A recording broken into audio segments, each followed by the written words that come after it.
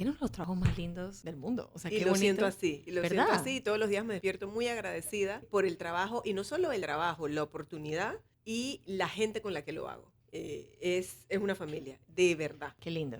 Qué lindo uno poder amar su trabajo y hacer algo también que realmente le traiga algo de regreso a tu país. El museo es de la Fundación Alberto Mota y es parte del legado de la fundación. Son 5 pilares, pero 2 de ellos son educación y cultura. Y justamente eso es lo que hace el museo. Cultura, pero también educación, porque Claro. no te imaginas la cantidad de gente que entra al museo panameña, se le respeta a los extranjeros, que cuando termina de hacer el recorrido es como, wow, no sabía todo esto. O sea, veían la mola y punto. O sea, es como, me la llevo cuando me voy de... Debbie Kuzniecki en la tertulia de viernes. No, mentira. Debbie Kuzniecki con Sonido Humano. ¿Cómo estás? Bien, ¿y tú? ¿Quieres hablar de política? No, pero No. nos queda de otra. Casi no salimos de las cuñas aquí echando cuentos de política. Es verdad. No, pero yo creo que, mira, yo pienso, y no nos vamos a meter mucho eso porque tenemos una invitada especial hoy, pero yo pienso que es importante que el panameño hable del tema y se instruya, porque realmente esto es extremadamente importante para nuestro país ahorita mismo, más que nunca, pienso yo. Eh, y cada 5 años es bien interesante cómo cambia el votante, en el sentido de que, ¿sabes? Muchachos que eran jovencitos hace 5 años, hoy en día están empezando a votar. Tengo entendido que hay un gran porcentaje joven esta vuelta. 350,000. Que de 2 millones es bastante. Entonces eso es importantísimo, que ellos se instruyan correctamente y que no sea un voto emocional, sino sea un voto realmente pensante. Y creo que hay obviamente pienso yo que lo primero que hay que limpiar es la asamblea. O sea, que si no se limpia esa asamblea estamos mal. Pero ojo, porque la vez pasada también se dijo lo mismo. No a la reelección, y efectivamente no se religió el 75%. Y mira lo que tuvimos. El 75% de los miembros de esta asamblea no estaban en la anterior. Y te hago una pregunta, y con eso cerramos el tema, porque en verdad se nos va mucho el tiempo. 2 de cada 3. Pero ¿tú no crees que realmente el concepto del partido político tradicional debería ya morir después de estas elecciones? No, el partido político es absolutamente necesario para un sistema democrático. El problema es que nosotros no tenemos partidos políticos. Pero es que no es democrático. No es que nosotros no tenemos partidos políticos, tenemos sociedades anónimas, claro, subvencionadas por nuestros impuestos, donde exacto, los tipos que están en la oposición, sus amigos ganan un salariazo que ya quisieras tú, durante 5 años, y los otros están en el gobierno. Es una dictadura, si lo ponemos a pensar, porque he escuchado de varias fuentes. Es una especie de dictadura de políticos, una casta política que ha decidido vivir de eso, sin ideología. Aquí no hay un partido que tenga una ideología. Centrada. No hay ninguna diferencia entre el Molirena, el Partido Alianza y el PRD. Ninguna. Creo que el Suntrax me es el único que está un poquito... Tampoco, ellos son bien conservadores y de derecha. Lo que pasa es que tienen una metodología de izquierda para hacer las cosas. Es verdad. Al final esa es la verdad. Sí, pero lo que yo me refiero con la dictadura... ¿Qué está peleando Suntrax? Que le devuelvan las cuentas de la caja de ahorro. ¿Ah? Le devolvieron la plata, lo que pasa es que no quieren abrir la cuenta. ¿Qué más capitalista que eso? Dime. La plata se la devolvieron, lo que pasa es que no quieren dar la cuenta, lo que cooperativa. ¿Por qué no crean una cooperativa y hacen suéteres? Y se subsidian de ahí. Pero eso es de izquierda. Claro. No, pero lo que yo decía del tema de la dictadura, más o menos, es que, bueno, pensando de los 2 millones de votantes, porque digo, hay que sacar obviamente los que son menos de 18 años y todos los extranjeros que hay en el país que no votan. O sea, que son 2 millones de votantes, ¿cuántos de esos trabajan en el gobierno ahorita mismo? No tantos como tú piensas. Claro que sí. En Panamá, el 17% de la población trabaja en el gobierno. Es de la población económicamente activa. Claro, pero entonces... somos muchos. Yo escuché que era el 20%. Pero en Costa Rica es el 16%. Yo escuché que era el 20%. No, el 17%. Y es el bueno, pero entonces el problema es que esas personas en este momento... Igual, 20 y 17 tampoco es que hay gran diferencia. Claro, y no, oye, no me pongo las manos, o sea, no estoy clara de nada y me imagino que habrán muchos que en este momento no están como diciendo, yo quiero votar por el mismo, o por más de que trabaje en este gobierno, no quiere decir que voy a votar por este gobierno. La mayor parte de las veces la gente del gobierno es precisamente la que no vota por el gobierno. ¿Y qué pasa? No se quieren quedar con sus trabajos, porque a mí me dijeron lo contrario. No, porque cuando pierde el gobierno... Y que están dándoles dinero para que se queden con el partido. ¿Sabes qué pasa? Que y eso es un problema, porque eso es una dictadura. La capacidad de un nuevo gobierno para nombrar no es tan grande como tú piensas. No llega a 40,000. Bueno, y Guillermo lo sabe, porque tú estuviste dentro de uno de los gobiernos, así que tú lo sabes clarito. No necesariamente son gente del partido, sino son que tu prima, tu amiga, porque tú me ayudaste a mí, pero tú tienes 4 familiares que no están trabajando. Y esos familiares no tienen nada de idea de política, así que a ellos les da igual quién es el presidente y quién no. Lo único que no quieren es que el próximo los vote. Bueno. Eso pasa en Panamá, es que Panamá es chiquito. Por eso pequeño. digo, Panamá es muy pequeño, es peligroso eso. Entonces, por eso te decía que esos partidos políticos, que en verdad, como dicen, no son partidos, son sociedades anónimas, son peligrosas, porque al final mueven estas masas sin una ideología y sin realmente pensar. Digo, ojo, no quiere decir que otros países del mundo están mucho mejor. Estados Unidos es un caos. Yo no sé qué va a hacer la gente en Estados Unidos. Yo no entiendo. Bueno, allá es más peligroso que acá. Es una locura. Por lo menos nos conocemos y uno se amolda. En Estados Unidos se odian un grupo de norteamericanos con otro. Y yo no puedo entender cómo este señor quiere ser reelegido. No tiene que haber un límite de edad para ser. Pero bueno, no nos metemos más en temas. Vamos a hablar de cosas más positivas. No te dejó porque hoy es el día. La gente del cable de fibra óptica no te dejaba entrar. Yo entré. Yo le pedí permiso y entré. Están poniendo un cable de fibra óptica aquí soterrado. Otra vez. Bueno. O sea que van a romper la calle. No, ya está el manhole listo. Y ellos. Okay. Lo que te dice que lo que ellos están haciendo es que por ahí va a pasar. Ya. Y están midiendo cuánto cable necesitan cortar. Pero no es que no se corta si ya lo ves que tiene un aparatito. Sí, me imagino. Pero bueno, hoy es el Día Internacional de la Mujer Trabajadora. Que eso es muy importante mencionarlo. El 8 de marzo. Felicidades, ya ves. Y eso es muy, muy importante mencionarlo porque yo creo que mucha gente se confunde con el 8 de marzo y piensan que es el Día Internacional de la Mujer. Ya. Sí, obviamente, pero en realidad, históricamente hablando, se trata de la mujer trabajadora a raíz de todos los movimientos sociales que hubo en Europa después de Estados Unidos.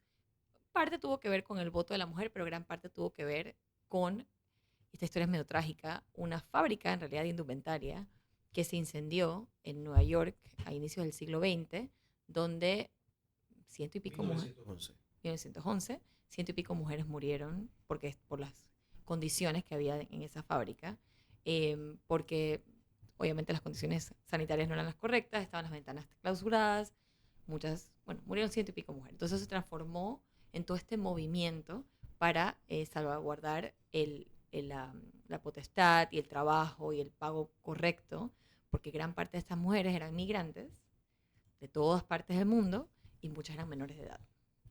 Entonces, a raíz de eso empezaron todos estos movimientos sindicales y por eso el 8 de marzo es un día donde realmente se conmemora, no se celebra, se conmemora el trabajo que han hecho millones de mujeres en el mundo para que hoy en día una Yabel pueda ser directora de un museo. Y que eso no se veía hace 100 años. Entonces, eso es muy, muy importante. Hay muchas mujeres, y me risa porque yo veo muchos videos en las redes sociales de mujeres que dicen que por qué pelearon por nuestros derechos para que nosotros ahorita tenemos que lidiar con una casa y con un trabajo. Porque no es que nos quitaron el trabajo de los niños de la casa, sino que nos pusieron más trabajo. Más cargas mentales. Pero yo tengo algo que decir y sorry por los hombres que están aquí. Pero cuando uno estudia la historia de la indumentaria, es súper interesante cómo el vestuario fue parte de una manera como de, yo digo, present a la mujer, porque la mujer en realidad puede hacer muchas cosas a la misma vez. Y el hombre se dio cuenta de eso desde tempranito. Entonces era como que, no. Entonces, temas como estos vestuarios exagerados, estos tapados de esas maneras, esos corsets que no te dejaban respirar, en realidad era una manera de apretar a la mujer y decirle, ven acá, tú no puedes. La mujer no podía ni pensar. El otro día yo tenía puesto un vestido que literalmente yo no podía respirar. Yo nunca me pongo ropa así. Y era como que me quería poner un vestido para una boda. Yo decía, ¿cómo estas mujeres andaban con esos corsets? O sea, yo no podía ni pensar. Yo decía, esto es lo peor que me pasó. Digo, hay mujeres que le encantan, hay mujeres que andan enfajadas y todo, y bien por ellas, ¿no? Pero yo decía, esto es imposible, yo me quiero morir. O sea, ¿cómo estas mujeres andaban con esos corsets todo el día? No se podían ni sentar, con 25 capas y mangas largas y cosas. Y en parte, por ejemplo, la mola, las mujeres se ponían sus tatuajes. Y después cuando vinieron estos colonizadores, les dijeron, de ninguna manera tú puedes estar desnuda. Y pasó a la tela. Pero era pintura corporal, en efecto. Exacto. Históricamente, las molas eran eso. Las molas contaban sus historias de su naturaleza, de sus dioses, de todo, a través de tatuajes, porque aquí no usaban vestuario. Eso y además era protección para malos espíritus, animales de la selva. Entonces, no solo contaban las historias, sino que también se protegían y la vulnerabilidad de su cuerpo. Exacto. Es súper interesante porque aquí el originario no usaba ropa. O sea, el originario, aquí no había una industria, por eso no hay una industria del telar aquí en realidad. Usaban, ya sea cortezas de árbol, los que sí se protegían, o si no eran tatuados. Eran tatuados. Y entonces, sí. ¿Tú quieres Tenemos decir? invitada. Sí, tía, la presenté a Yabel. ¿Me presentas? Dije, Yabel es la directora del Museo de la Y Mola. muy bonito. Sí, pero lo que pasa, te lo digo, te voy a contar. Lo que pasa es que cuando la presentaste, estábamos hablando fuera del micrófono. ¿Ah, sí? Ujú. ¿Cómo así? Y no estábamos al aire. ¿No estábamos al aire? ¿Cuándo entramos al aire? Después, cuando comenzamos a hablar. Cuando hablamos de del Día Internacional de la Mujer, ya estábamos al aire. Sí. Porque fue ahí ok. que lo dijo. Ella hiló. Y por eso es que Yabel Altamiranda puede ser hoy directora del Museo de la Mola. Pero es que ella lo dijo Es que, así. ¿ves? Ahí está lo de los hombres y las mujeres. Lo que pasa Ahí está. ¡Lo escucha! No lograste escuchar todo lo que estábamos hablando. ¡Ay, ay, ay! Okawa. Ahí está. Cleverness. la mente de la mujer. Estamos en ¿Qué todo. escucha? Los hombres no escuchan. Los hombres no escuchan. Ese es el plan. Mentira, no voy a decir eso. Y es que nosotros hablamos bastante también. Es verdad, es verdad. Para darles un punto. Pero bueno, si no entendieron, como no escuchó Guillermo en su momento, Yabel Altamiranda es la directora del Museo de la Mola. Tú trabajaste mucho tiempo antes también en lo que es moda, indumentaria, etcétera. O sea, que sabes bien de lo que estoy hablando Sí. también. Y debo decir que tienes los trabajos más lindos del mundo. O sea, Y qué lo bonito. siento así. Y lo ¿Verdad? siento así. Y todos los días me despierto muy agradecida por el trabajo. Y no solo el trabajo, la oportunidad y la gente con la que lo hago. Es una familia, de verdad. Qué lindo. Qué lindo uno poder amar su trabajo y hacer algo también que realmente le traiga algo de regreso a tu país, a la gente, a las diferentes etnias. Que bueno, el que no conoce el Museo de la Mola, ¿desde cuándo está abierto el Museo de la Mola? Nosotros abrimos en diciembre del 19. O sea, justito antes de pandemia. Exactamente. Y cerramos en marzo, me acuerdo, sábado 14 de marzo del 2020.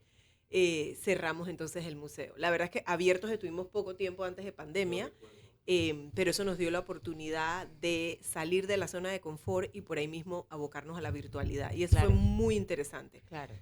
No solo para nosotros, yo sé que para todo el mundo, pero en el caso del museo que acababa de abrir con tanta energía, con tanta fuerza, habíamos hecho toda una campaña de comunicación Claro. y la verdad es que en esos 3 meses de apertura logramos recibir más de 10.000 personas. Wow.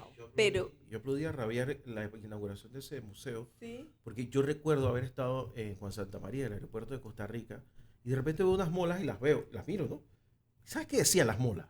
Hechas Rica. en En el Colombia. sur de Costa Rica. Costa Rica, ni siquiera El sur de Colombia. Costa Rica, Panamá, pero ellos le ponían el sur de Costa Rica. Infelices. La Pero- mola es del pueblo cuna. La mola es del pueblo Que es cuna. un Y pueblo lo digo migrante al así. final, ¿no? Claro, Porque está en es Colombia y Panamá, Panamá. y en el Golfo de Urabá hay un 3% en Colombia. Pero la mola le pertenece al pueblo cuna. Es de ellos. Son originarios y la mola Pero es tú has de visto ellos. eso que yo le llamo. Por supuesto, siempre y aparte van al museo y nos cuentan esto y nos encanta cuando lo cuentan como Con rabia. con rabia. No, yo estoy molesto todavía y eso fue hace como 20 años que lo vi.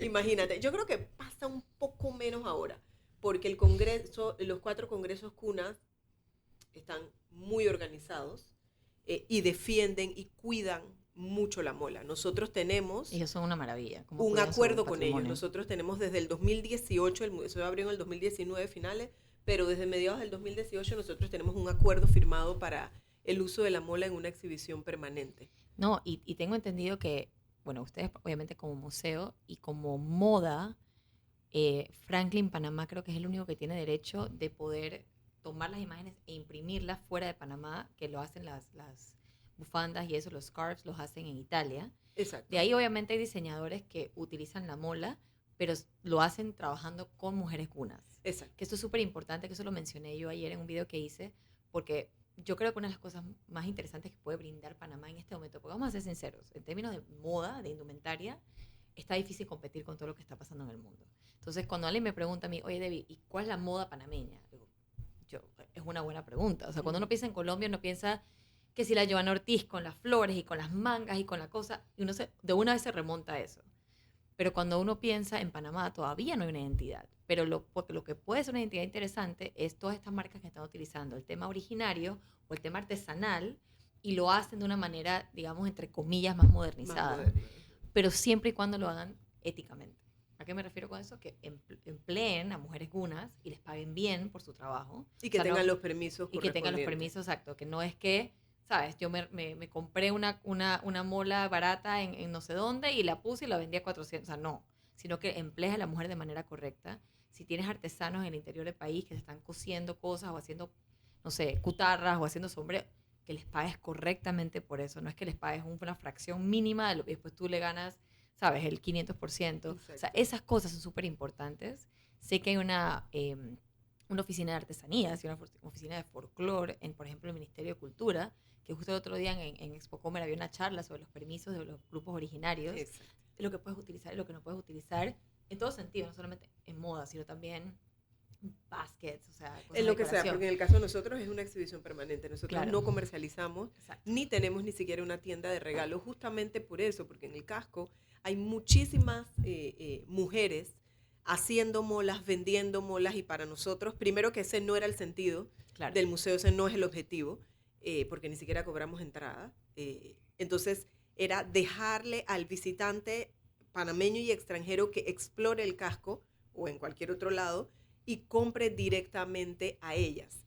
Aprovecho y te digo que no es nuestro objetivo, porque me imagino que saben, y para los que nos están escuchando que no sabían, el museo es de la Fundación Alberto Mota y es parte del legado de la fundación. Son 5 pilares, pero 2 de ellos son educación y cultura, y justamente eso es lo que hace el museo. Cultura, pero también educación, porque no te imaginas la cantidad de gente que entra al museo panameña, se le respeta a los extranjeros, que cuando termina de hacer el recorrido es como, wow, no sabía todo esto. O sea, veían la mola y punto. O sea, es como, me la llevo cuando me voy de viaje y la regalo. Pero hay mucha historia detrás. Es un buen trip cuando alguien va a llevar a un turista, sobre todo, antes de ir por el Paseo Esteban Huerta, donde usualmente están vendiendo las molas, donde hay más gente, pues, vendiendo bolas. El Paseo Esteban Huerta es la parte de arriba de las bóvedas, que está todo claro, bonito, para quien no lo sabe.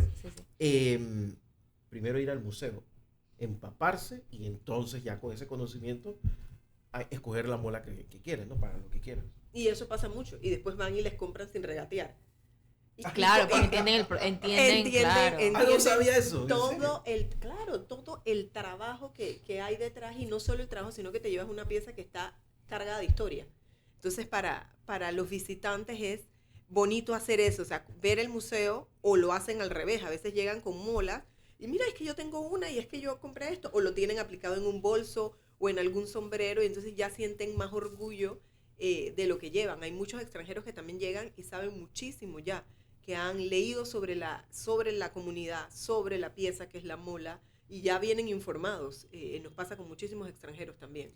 Yo vi la primera, porque digo, como panameña, te voy a confesar, ¿no? Yo fui la primera vez a Cunayala, tenía ya como 25 años, porque no era fácil antes de llegar, tenías que ir en avioneta, y no, a mí, o sea, no todo el mundo le gusta ir en avioneta. Cuando abrió la carretera, que se hizo un poco más fácil, aunque esa carretera hay que meterle mucha mano. Porque esa carretera tranquila y una hora. Esa carretera no es para todo el mundo, y por eso mucha gente no va, porque le da miedo, etcétera. Y cuando fui la primera vez, aunque yo obviamente conocía la mola en las tienditas estas, ahí es donde yo veo a estas mujeres, ¿sabes? Trabajando realmente ahí, vendiéndolas desde ahí. Y me compré como mi primera mola pequeñita, no me acuerdo, creo que una pulsera. Pero luego cuando vi la primera exhibición, que yo no sé si me vas a contar así, de ahí pasó entonces a hacer el museo, que fue en el Museo del Canal, que hubo una exhibición. En el 2019, si no me equivoco, esa exhibición terminó en junio, pero no tiene relación, porque era una casualidad. Sí, era casualidad, y era una exhibición temporal del Museo del Canal, con su antigua directora en ese momento, y justamente estaba pasando lo del Museo de la Mola, que realmente la idea nace desde el 2017. O sea, se empezó a gestar en el 2017, la familia hace un viaje a México, a un museo de textiles en Osaka, México, y ahí se acuerda el señor Stanley de las molas que tenía el señor José Félix Llopis. Yo no sé si tú has oído hablar de él, un filántropo madrileño que hizo una amistad muy pegada con el señor don Alberto Mota en los 50, por una relación comercial. Sabes que la empresa tiene muchas marcas de lujo,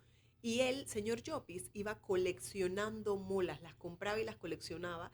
Incluso él ayudó a muchos artistas panameños. Tenía una casa en Contadora, se llama La Casa de los Artistas, Wow. casualmente. Y entonces nada, el señor Stanley en el 2017 con la familia se acuerda de esta colección, se les ocurre por qué no están exhibidas, por qué no hacer un museo donde se pueda exhibir todas estas piezas de arte. Se contacta a la sobrina porque ya está muerto. Y ella dice, aquí tengo las molas. 577 molas tenía en su colección. 577 sí. Molas. El museo tiene 283 molas exhibidas. De las 577, cuando se empieza a curar, se ve que hay algunas que habían pasado. Y que no hilaban con la historia que se quería contar. Así que entra entonces el señor David de Castro. Claro, yo lo conozco. Sí, el sí, panameño sí. David de Castro Sí, claro. le contacta y tiene una colección, no te quiero decir el número de molas que tiene porque no me acuerdo, una colección maravillosa. Ay, yo no sabía que el señor David tenía eso. Pero unas cosas bellas. Y él también aporta molas y un 3% de molas que se compra de parte de la fundación. Por ejemplo, hay una de un Spider-Man al final en las narrativas. Sí, esa es de la fundación para terminar de echar el cuento. Entonces, por eso la gente cuando entra al museo, Debbie, de verdad es como, me siento tranquila en este espacio, porque ese está fundado en una amistad. Y eso es lo que vibra con buenas energías y con buen propósito, que totalmente, es lo más importante. Porque sabemos, si tenemos que ir a un corte comercial, pero cuando regresamos quiero hablar un poquito de quién es Yabel, para que la gente sepa por qué tienes esa posición ahorita y cómo ha sido tu experiencia con eso. Y luego hablemos un poquito de las molas que tienen ahí, que es súper interesante cuando uno estudia las molas B, porque literalmente te cuentan historias. Sí. Vamos a la pausa y regresamos con Debbie Kuznicki y Sonido Humano. Y ya está Debbie Kuznicki con estilo, yo iba a decir estilo humano, pero ahora es sonido humano. Es la misma cosa. ¿Tú crees? Sí, caen dentro del mismo paraguas. Pero suena más bonito sonido para la radio. Pero bueno, por no te enredes. Tienes tu canción de identificación ahí con David Bowie. Sí, la que me pusiste. La Ya me la asignaste. Eso es así. Aquí tú sabes que somos un poco democráticos. Hablando más temprano de democracia. Claro. Eso es para afuera. ¿Con quién hablaba yo el otro día que decía que tú eras como una enciclopedia musical? Ahora se me fue la onda, pero con alguien hablaba. Con una persona que trabaja en el Ministerio de Cultura, en la Oficina de Industrias Creativas, que es músico, Gigo. Gigo Sugasti. Exacto. Saludos a Gigo Sugasti. Y hablábamos sobre... Siempre nos vamos por la tangente, pero esto es importante. Ayer había un foro de moda y tecnología en Expo Comer, dado por el Ministerio de Cultura, lo cual estaba muy interesante. O sea, a mí me encanta esa visión, obviamente, de futuro, porque al final del día no deberíamos ir hacia adelante, no hacia atrás, ¿no? Pero a mí me parecía, yo le hablaba con el señor Gigo, porque ese es mi problema. Yo soy muy sincera, y si a mí me hace una pregunta, yo te voy a contestar con la verdad. Y le dije, me parece muy chévere, el problema es que estamos como adelantándonos 25 pasos, porque hablar, por ejemplo, de traer una persona que habla, digamos, de textiles reciclados, de seaweed y de un montón de cosas súper interesantes, es un poquito adelantado para cuando los diseñadores locales no pueden encontrar ni algodón orgánico aquí a buen precio. Entonces es como que tenemos que empezar por políticas públicas que permitan traer, digamos, piezas o telas orgánicas, telas sostenibles, que los lugares que traen estos insumos tengan estos beneficios para que entonces los diseñadores puedan comprar, entonces para que tú puedas pensar en todas estas telas súper sofisticadas. Esta mujer era una genia, o sea, la empresa era una locura, pero eso está, o sea, años luz de lo que la gente aquí realmente puede hacer. También había otra persona hablando de fashion shows en el metaverso o en video games, y decía, qué bonito, pero no es la realidad para acá. O sea, aquí los diseñadores están tratando de ver cómo pasan su día a día y no tenemos ningún tipo de políticas públicas para apoyar realmente al diseñador ahorita mismo, porque se están creando recién las leyes de cultura y los fondos nacionales, etc. Entonces, pienso que estaban un poquito adelantados. Estaba todo el mundo ahí con la cabeza como en otra onda. Y él me lo preguntó y se lo dije. Me dice, bueno, pasa en todas las industrias, pasa también en la música. La música quizás en otros países sí se aplica a todas esas nuevas tecnologías, pero en Panamá ahorita mismo no. Y en el mundo entero cada vez es más difícil vivir de la música, que es lo que me mencionaba Guillermo la vez pasada, que salían 100,000 canciones nuevas por día en las plataformas. Entonces, ¿cómo tú realmente te haces conocido? Panamá es un país musical. Panamá es la cuna del jazz de buena parte de Estados Unidos. Que lo aprendí hace poco, un señor que se llama Luis. El grupo experimental universitario en los años 90, a principios de los años 90, hizo un documental que está en internet, que lo han visto 900 personas. Nada más. Porque la Embajada de Estados Unidos los ayudó a restaurarlo. Eso estaba en los antiguos latas de donde se grababan las cintas de 35 milímetros. Por supuesto que estaba deteriorada. Ellos participaron en un concurso, la Embajada de Estados Unidos le asignó un dinero y han comenzado a digitalizar. Y entre los que digitalizaron está la historia del jazz. Un señor que se llama Louis, ¿no? Que tocó con Louis Armstrong. Toda esa gente. Yo no sabía eso, me enteré el otro día. La gente, la Kelvin, por ejemplo, un sitio en Colón, sitios que todavía existen, que la gente le pasa al frente y no se da cuenta, son sitios históricos donde las referencias del jazz de Estados Unidos son acá. Y así con muchas otras cosas. A Basilio, por ejemplo, se le prometió que cuando se terminara el teatro que iba a estar donde hoy está el Atlapa, el Teatro Anayanse, sería pues el Teatro Basilio. Nunca se hizo. Y by the way, creo que murió ayer Pedrito Altamiranda, sí. ¿No? Pedrito Altamiranda grabó, el primer disco de Pedro Altamiranda fue un disco en vivo, que fue un disco como casero. Él era lo máximo.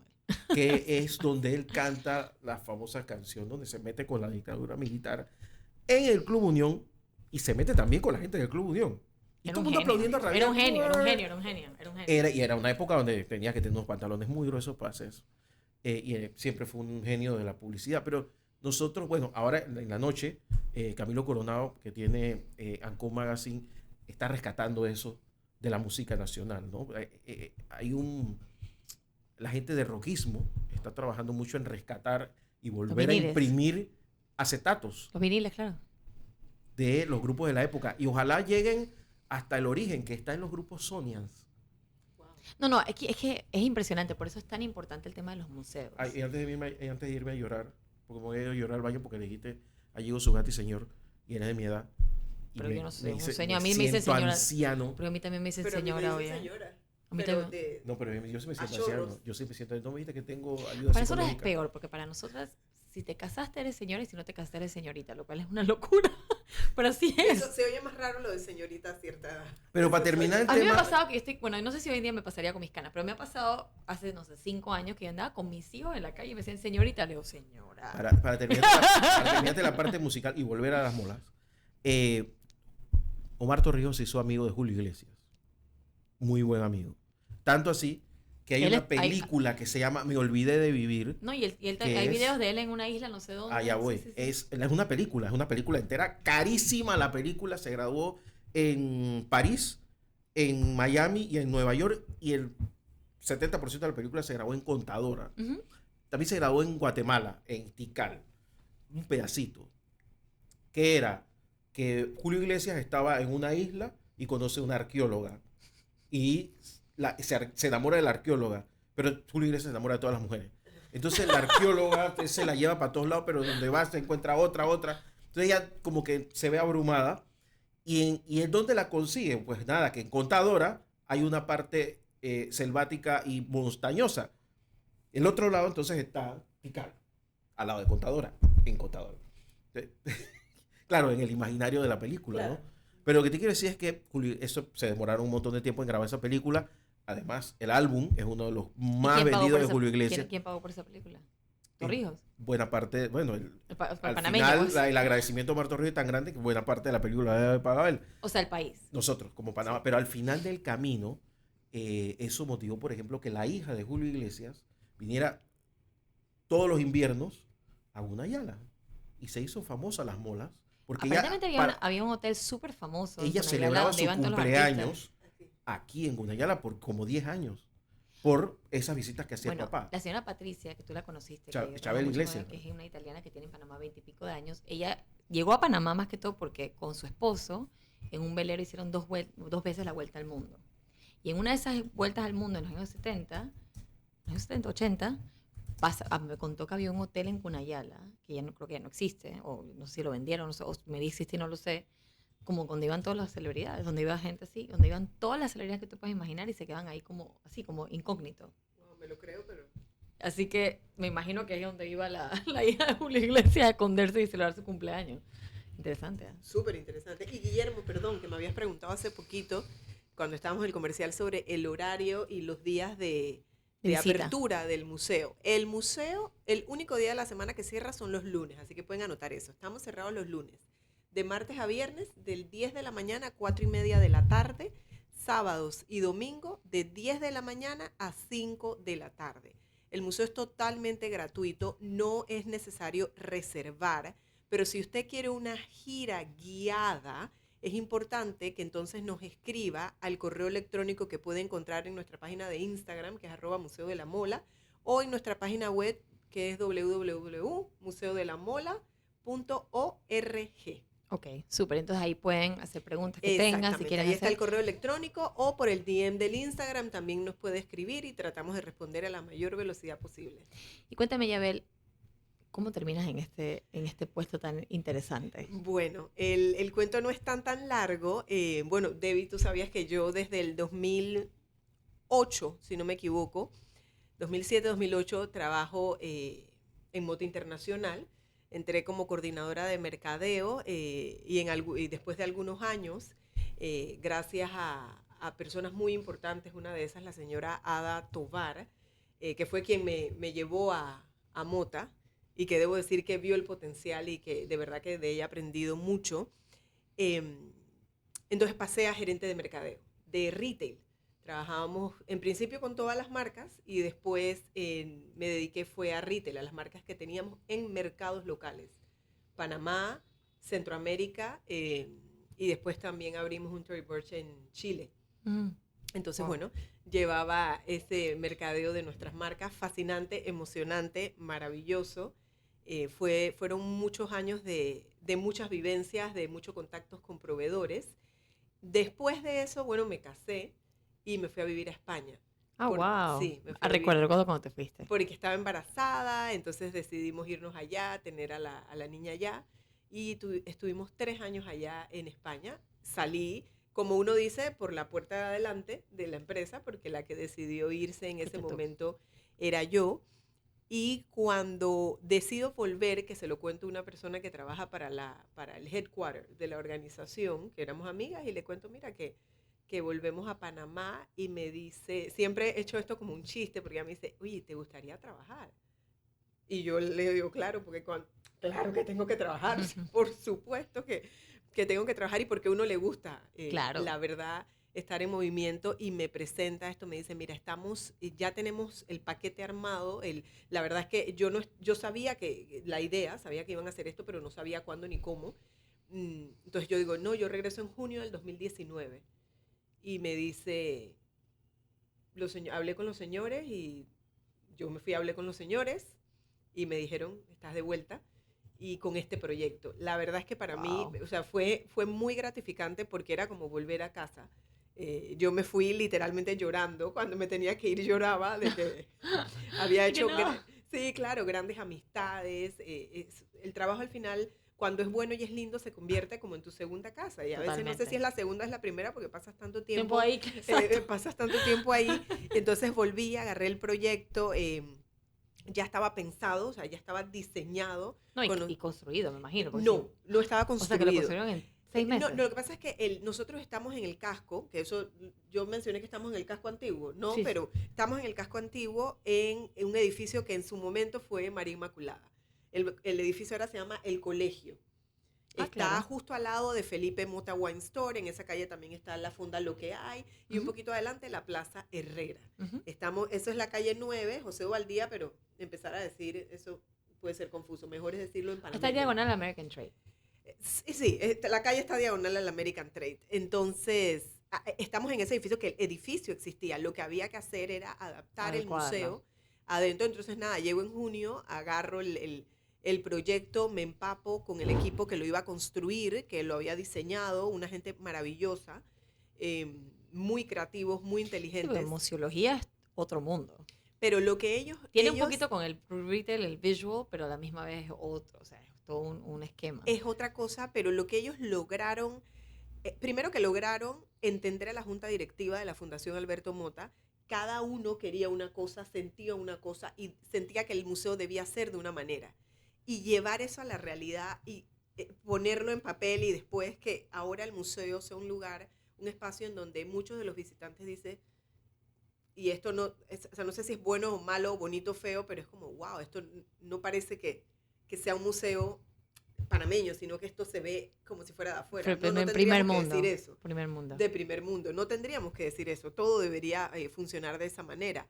Entonces es gratificante. Mira, eso nos pasa mucho a los panameños. A mí me pasa mucho con el edificio que tenemos en el distrito, que le falta bastante para estar terminado, pero la gente entra y dice, ¡ah!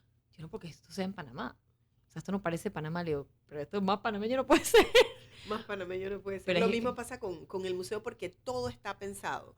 Los extintores está pensado, o sea, no están puestos allí que tú los ves esa cosa roja y no.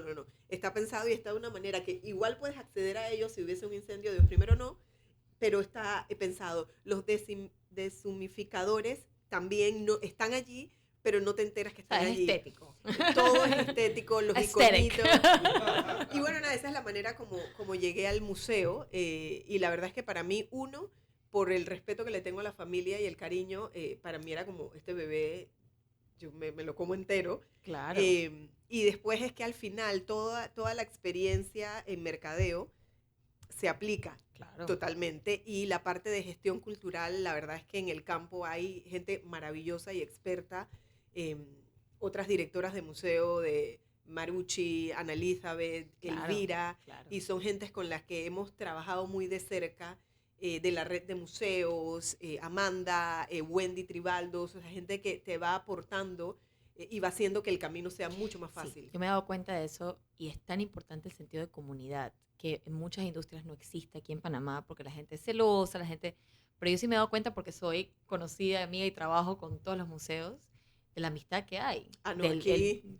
Y ahorita acabo de hacer el proyecto con Elvira de las pancartas, por ejemplo, Sí. en el distrito, entonces era como que esto es perfecto para el Museo de la Libertad porque de eso se trata el Museo de la Libertad, pero vamos a hacerlo en el distrito para que sea otra gente, pues pon tu sello, o sea, como que trabajar en equipo. Totalmente. Es tan importante para un país tan chiquito como Panamá. Y eso lo estamos logrando bastante bien en el tema de los museos, ¿sabes? Te Me sientes encanta, como, me parece no que lo hacen tienes que súper esconder bien. nada ni no, al revés. Mira, hice esto. ¿Cómo te funciona a ti? ¿Cómo podemos hacer que todo el mundo venga a todos los museos? Exactamente. Y dado que nosotros somos un museo de un equipo súper pequeño, el Museo de la Mola son 4 personas y esto suena trillado, pero son monstruos los que hay ahí adentro porque Ok. al final Creo que casi todos los museos hacen tienen pocas personas. de todo. Y es un trabajo que te tiene que gustar. O sea, te tiene que gustar y sobre todo nuestros guías de sala de exhibición, porque tienes de todo tipo de personas. O sea, del que... es que mira, nos podríamos tirar aquí días de cuentos, de las diferentes Anécdotas tipos de visitantes que hay. Entonces tú tienes que tener la actitud para tratar A todo tipo de gente, claro. a todo tipo de gente. Algo cortito que justo pasó ayer, nuestra persona de atención al visitante, que es la persona que está en la entrada. Yo había salido a comprar un café, regreso y la veo con una persona hablando, pero está en la entrada, o sea, ella es la que está recibiendo gente, haciendo el registro, y me subo y me voy, normal. Como te lo juro que habían pasado 45 minutos, una hora, algo así. Veo en el chat del grupo de nosotros, por favor, alguien vénganme a buscar. Claro, yo bajé las escaleras de para mí estos son como corriendo, mis hijos. O sea, claro. yo llevo a todos, ninguno pasa de 30 años, entonces yo soy como, pueden ser mis hijos. Y bajé las escaleras así como cayéndome, y cuando abro, porque pensaba que algo había pasado, cuando abro la puerta, veo al mismo señor. Que estaba hace una hora y parado. Claro, que paraba para que ella siguiera recibiendo gente. Pero y seguía hablando. Y seguía Pobre mujer. Me ha pasado. Tuve que ver cómo, o sea, esto es un cuento que pasó ayer, tuve que ver cómo manejaba la situación. ¿Y qué es lo que el señor quería? Estaba Estaban aburrido. hablando, él le hablaba de cómo Panamá está desorganizado. Y claro, venía de Australia el tipo. Ah, bueno. Ya, no digo más. Entonces, de cómo está desorganizado y quejándose un poquito, ¿no? Pero está bien, ya lo está escuchando, pero no le puede decir señor ya. Pero a la misma vez tiene otras cosas que hacer. Claro, entonces alguien y fue muy cómico, o sea, y así. Me ha pasado. Cosas que... Sí, no, y también los personajes. Yo, en Santana, por ejemplo, yo siempre le digo a la gente, aquí a mí me da cero miedo estar en Santana. A mí lo único que me preocupa son los borrachos que se metan en tu local. Y la vez pasada estábamos en un mercadito el fin de semana y yo tengo un chico que está en la puerta, que es súper amable, que deja entrar a todo el mundo, porque eso sí es muy importante. Nadie no puede entrar al edificio, eso es del lugar. O sea, es una persona que está ahí en la plaza y quiere entrar, esa es su casa. O sea, nosotros no vamos a decir a una persona, tú no puedes entrar al distrito. Así que obviamente lo dejó entrar, pero ese señor se metió en mi oficina. Pero así se metió. Yo me acuerdo que estaba por suerte con una persona y yo me quedé sentada así y digo, perdón, mi oficina está en toda la entrada. Es una cosa no me molesta, pero sí se sintió un poquito como estresante porque el señor sabía que estaba como, digamos, un poquito intoxicado. Entonces se metió y yo me asusté y dije, chanfle, yo empecé a ver si tenía algo ahí que sea medio peligroso, pero igual, o sea, yo nunca le iba a decir que se fuera. Al final, el señor me tuvo también como una media hora preguntándome dónde podía conseguir lentes. ¿Por qué le gustaba? Pero el señor estaba borrachito. Me empezó a preguntar que dónde podía conseguir lentes, que le gustaban los lentes. Pues acá un señor que si yo lo conocía, porque él trabajaba en el banco, o sea, pero así, media hora. Entonces entraba la gente y me miraba así, y yo dije, y el señor me seguía hablando y me seguía hablando. Y así me pasa todas las Bueno, semanas. Y tú estás en el punto donde... Me parece súper divertido. Digo, tienes que tener mucha paciencia, obviamente, y tienes que tener el tiempo. O sea, a veces sí me cuesta un poquito, estoy en la mitad de reuniones y cosas, pero esas cosas pasan en el casco, entre los turistas, cantidad de turistas que se han metido y empiezan a dar ideas del edificio. Sí. No, Dije, todo el mundo es yo soy de Colombia y se me ocurre que usted puede hacer aquí, no sé qué, y media hora hablándome de lo que yo puedo lograr con el edificio. O sea, es súper interesante, pero tiene que gustarte la gente. Si no, te gusta, si no te gusta estar con gente y hablar con gente. Y hablar y responder y saber que todo el mundo tiene una opinión de lo que tú estás haciendo. Exacto. O de cómo lo haces. O cómo hacerlo bien. Sí, o de que la gente es sensible y aunque el museo sea gratuito y sea todo, siempre alguien tiene algo que decir también. Pero gracias a Dios siempre es mejor que no. Nosotros en el museo recibimos comentarios hermosos. Hay gente que, y no les estoy mintiendo, ha sido con extranjeros, que lagrimitas y todo porque tienen historias con textiles y algo pasa que vibran o sienten cosas dentro del museo. Entonces es más lo bonito, lo maravilloso, y eso es lo que todos los días te va empujando, porque la gente realmente disfruta el espacio. Ese feedback es importantísimo. Sí. Es que si lo vieran esta gente, estos políticos, la posibilidad de tener un circuito de museos que comience en el Reina Torres de Araúz en el 5 de mayo y termine en el Biomuseo, teniendo en el medio el casco antiguo. Cuando si alguien termina de ocurrirse, listo, el museo que sea que vayan a poner ahí, donde está el antiguo INAC. Y el Palacio de Gobierno. O sea, y en el Palacio Nacional, que se llama, que ya finalmente lo abandonó el Ministerio de Gobierno. Tengo entendido que va a ser un museo, eso es lo que me dijeron el otro día, pero no sé cuál. Uno debe ser el Museo de Historia y el otro teóricamente va a ser como un museo de arte contemporáneo, pero no lo tengo muy claro. Necesitamos un museo de bellas artes, porque ya hay un museo de arte moderno. Eso fue lo que yo planteé en varios artículos del periódico, se lo planteé a Carlos Aguilar, después me dijo otra cosa. Tenemos una discusión por años sobre eso. Porque historia hay, tienes por ejemplo, el museo de Panamá Viejo, que te cuenta gran parte de la historia. Claro. Exacto. O sea, hay museos históricos, pero necesitamos un debo museo reconocer del pueblo originario. que cumplió su palabra, porque sacó a los dos, salieron ya las dos instituciones. El gobierno anterior era casi una cosa tóxica. El INAC tenía un encargado de museos, un doctor, el tipo era medio excéntrico, pero el tipo tenía un doctorado en el tema. Lo votaron 2 veces, porque las 2 veces que se entrevistó conmigo terminó quejándose de que no lo apoyaban. Y cada vez que pasaba eso, lo votaban y había que hacer escándalo. ¿Cómo lo van a votar? Finalmente yo me imagino que se fue. Pero al final del camino lo que te digo es que cuando eso se dé, que no debe ser en tanto tiempo. Y hay que hacer toda una campaña. Va a tener que sacar a la gente empujada del museo. No, y hay que hacer una campaña de que Panamá hay museos buenos. Cuando se crean esos circuitos, se convierte en una verdadera oferta turística. Y la gente que se baja de los barcos, de los cruceros, que no tienen nada que hacer, que andan deambulando por ahí, cuando no tengan tiempo para ir a un museo al otro, ya verás cómo se pasa la voz. Es que la gente no tiene, el turista no tiene, ni el panameño, porque si le preguntas al panameño te dice lo mismo, que es muy triste, no tiene el conocimiento, no piensa que en Panamá hay museo, no piensa en Panamá y piensa en museo. Pero tengo que defender a los panameños, porque un 48% de las personas que nos visitan actualmente son nacionales. Esto incluye a nacionales y a residentes, o sea, persona que vive aquí. Pues. Que vive aquí. Y nosotros, en lo que va de enero, o sea, enero y febrero, hemos recibido 10,100 y pico de personas. Wow. En 2 meses. No te estoy contando los días que van de marzo, en 2 meses. No, es que el panameño... La gente está moviendo, o sea, la gente el panameño quiere hacer cosas culturales, no sigo solo museo en general, cultura. Definitivamente yo creo que el trabajo que han hecho ustedes con los museos ha sido fuerte, porque sí se nota la diferencia del panameño yendo a los lugares y queriendo apoyar, cosa que no pasaba hace 20, 25 años quizás. Obviamente hay muchos más museos, pero digo, el Museo de Arte Contemporáneo existe desde los años 60. Sí. ¿Me explico? O sea, que hay museos hace mucho tiempo, pero no estaba como en la cabeza del panameño en ese momento porque no se hablaba del tema. Y también porque ahora los museos, en mi opinión, hay más y son mucho más dinámicos. Sí. Las actividades son diferentes. Antes tú decir, por ejemplo, el Museo del Canal tiene un evento el sábado, que es una fiesta. Una fiesta de música, sí. Caribeña. Sí, sí, sí. Naitafún. ¿Conoces? Claro. Sí. Entonces, Tengo el sábado. Tienes que ir. Entonces, antes tú decías, pero Así eso que que tiene que ver con un museo, tiene todo que ver. Nosotros hacemos mercaditos de mola, nosotros tenemos diferentes talleres de macramé, de pintura en tela, de hacer mola en papel, ya